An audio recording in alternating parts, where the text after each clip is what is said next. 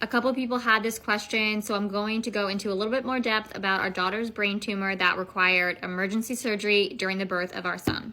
So thankfully her tumor is benign, but the way the doctors explained it is it's less about being benign and malignant and more about where the tumor is located and what symptoms it's causing. So after she had her first surgery, a piece of the tumor was sent out to pathology, and it was confirmed that her specific tumor is called a DNET. It's DNET. It has a really long name, but that's the abbreviation. And essentially, it is known to be a seizure tumor. And the location of our daughter's tumor was kind of a tricky spot. It was in the parietal lobe, bordering the temporal lobe. So a lot of sensory function going on there.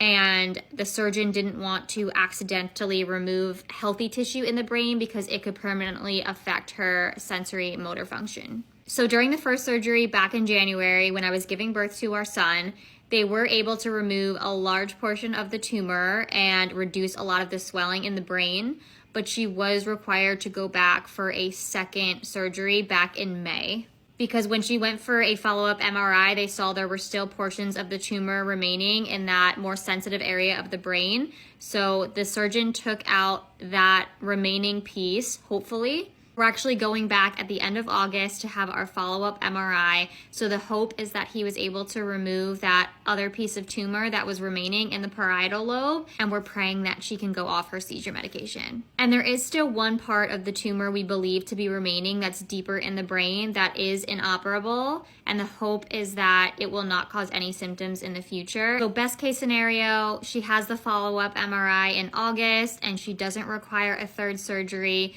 and we're really hoping and praying that whatever is remaining will not cause any symptoms in the future.